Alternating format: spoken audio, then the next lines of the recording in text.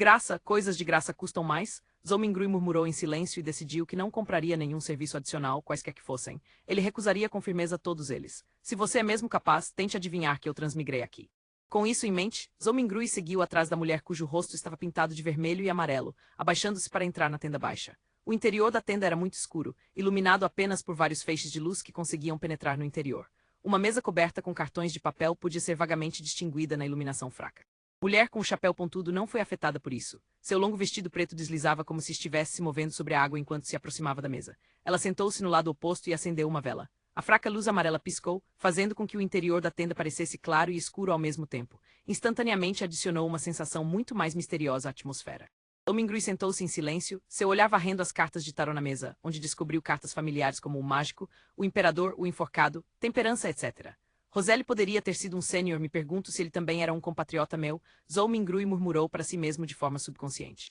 Antes que ele pudesse terminar de olhar para as cartas abertas na mesa, a mulher que afirmava ter adivinhações precisas já tinha estendido as mãos para reunir todas as cartas. Ela as empilhou em um baralho e o empurrou na frente dele. Embaralhe primeiro as cartas e corte o baralho, disse a cartomante do circo em voz baixa. Eu embaralhar? Zhou-Mingrui perguntou reflexivamente.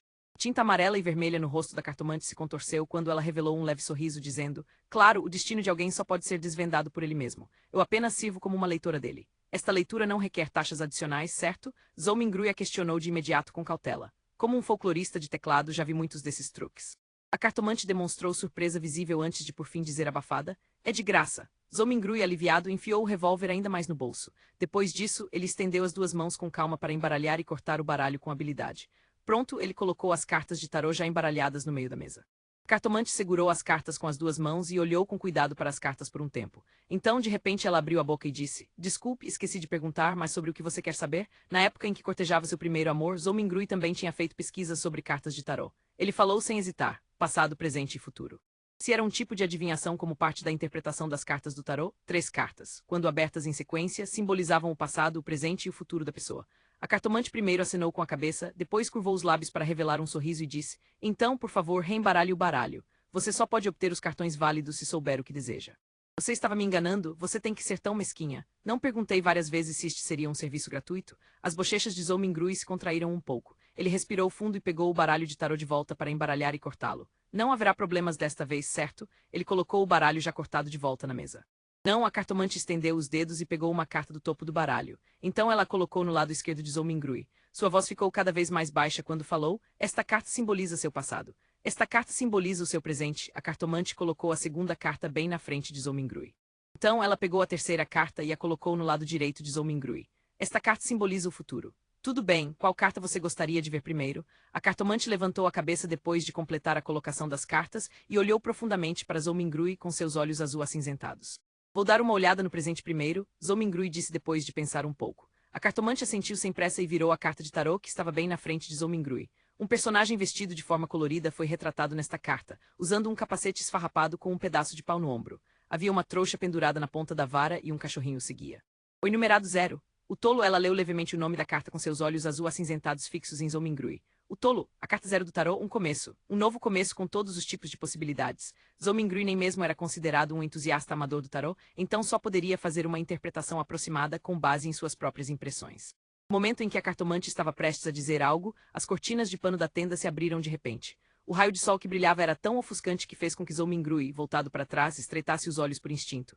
Porque você está se passando por mim de novo. É meu trabalho lidar com a adivinhação para as pessoas, rosnou uma mulher com raiva. Retorne ao seu posto agora. Você deve se lembrar que é apenas uma treinadora de animais. Uma treinadora de animais? Os olhos de Zhou-Mingrui já haviam se adaptado à luz. Ele viu uma mulher de aparência semelhante que também usava um chapéu pontudo em um vestido preto e tinha um rosto pintado de vermelho e amarelo. A única diferença era que ela era mais alta e magra.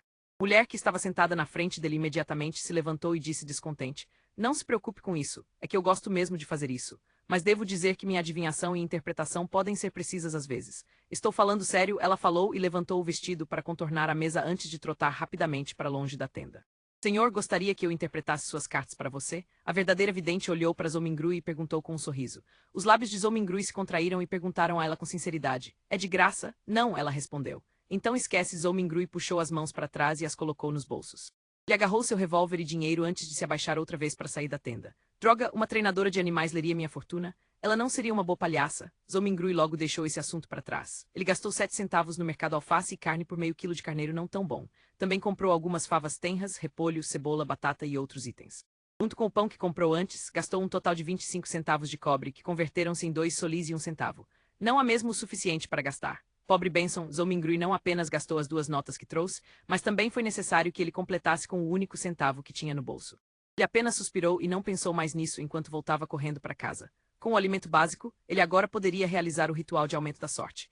E mesmo depois que os inquilinos do segundo andar saíram gradualmente, Zhou ainda não tinha pressa em realizar o ritual. Em vez disso, traduziu as bênçãos provenientes do Senhor Imortal do Céu e da Terra e frases relacionadas para a antiga língua Fezak, bem como para a língua Loen. Ele pretendia tentar o ritual de novo no dia seguinte nessas línguas locais se o encantamento original não fizesse efeito. Afinal, ele tinha que levar em consideração as diferenças entre os 2 mundos. Em Roma, faça como os romanos. Quanto a traduzir o ritual para a linguagem Hermes, Zhou teve dificuldade em fazê-lo devido à sua falta de vocabulário. Depois de tudo pronto, ele enfim tirou os 4 pães de centeio. Colocou um no canto onde o fogão a carvão estava originalmente, um na parte inferior interna do espelho, um no topo do armário onde 2 paredes se encontravam, e um no lado direito da escrivaninha onde diversos itens eram mantidos. Com uma respiração profunda, Zhou chegou ao centro da sala e passou alguns minutos para se acalmar.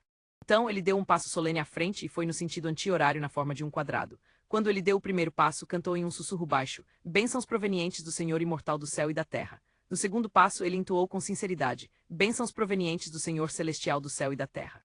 No terceiro passo, Zhou murmurou, bênçãos provenientes do exaltado Senhor Supremo do Céu e da Terra. No quarto passo, ele soltou um hálito fétido e disse concentrado, bênçãos provenientes do Celestial digno do Céu e da Terra. Quando voltou ao local original, Zhou fechou os olhos e esperou em seu lugar por um resultado. Ele tinha um pouco de expectativa, desconforto, esperança e medo. Poderei voltar? Terá algum efeito? Haverá alguma situação inesperada? O desconhecido à sua frente estava manchado com a luz carmesim da esperança. Os pensamentos de Zhou giravam em sua cabeça e ele achava difícil reprimi-los. Foi nessa hora que ele de repente sentiu o ar circundante parecer parar, tornando-se espesso e misterioso. Logo depois, um sussurro baixo podia ser ouvido ao lado de seus ouvidos que soava às vezes real, às vezes agudo, às vezes imaginário, às vezes sedutor, às vezes maníaco e às vezes louco.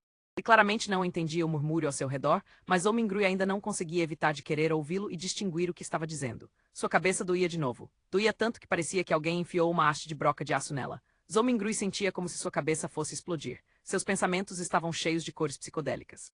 Ele sabia que algo estava errado e tentou abrir os olhos. No entanto, nem foi capaz de concluir uma ação tão simples. Seu corpo inteiro estava ficando cada vez mais apertado e parecia que ele poderia apenas quebrar a qualquer momento. Neste momento, um pensamento de auto-zombaria surgiu na mente de Zhou. Se você não buscasse a morte, não morreria, ele não podia mais suportar isso. Assim que sua mente estava prestes a quebrar, o murmúrio de vozes desapareceu e seus arredores ficaram muito quietos. A atmosfera era errática. Não era apenas a atmosfera. Zhou sentiu seu próprio corpo passando pelas mesmas sensações também. Ele tentou mais uma vez abrir os olhos, uma tarefa muito fácil desta vez. Uma névoa cinza apareceu sobre seus olhos, nebulosa, vaga e interminável. O que está acontecendo? Zhou de repente olhou ao seu redor e abaixou a cabeça para descobrir que flutuava na beira de uma névoa sem fim. A névoa fluía como água e era pontilhada com muitas estrelas carmesins. Algumas delas eram enormes, enquanto outras eram minúsculas. Havia uma sensação de que elas estavam escondidas nas profundezas, enquanto outras boiavam sobre a superfície dessa névoa semelhante à água. Olhando para a visão aparentemente holográfica, Zhou estendeu a mão direita de uma maneira meio confusa e exploratória para tentar tocar a estrela carmesim que parecia flutuar na superfície. Ele estava tentando encontrar uma maneira de deixar este lugar. Quando sua mão tocou a superfície daquela estrela, uma marca d'água apareceu de repente de dentro de seu corpo e agitou as estrelas em uma explosão carmesim. Parecia uma queima de chamas oníricas. Zhou se assustou com isso. Ele retraiu a mão direita em pânico, mas acidentalmente tocou em outra estrela carmesim.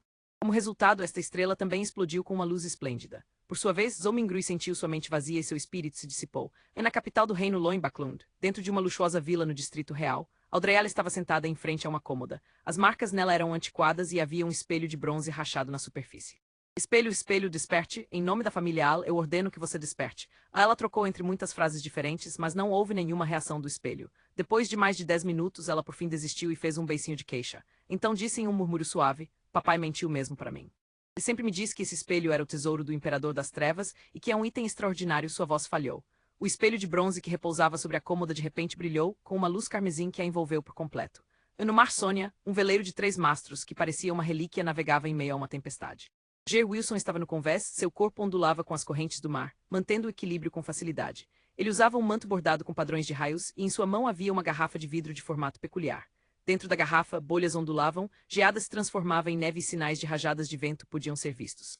Ainda estamos com pouco sangue de tubarão fantasma, murmurou Alger. Então, neste momento, uma explosão carmesim apareceu no espaço entre a garrafa de vidro e a superfície da palma da mão. Em um instante, envolveu os arredores também. E na névoa cinzenta, Audreyal recuperou a visão.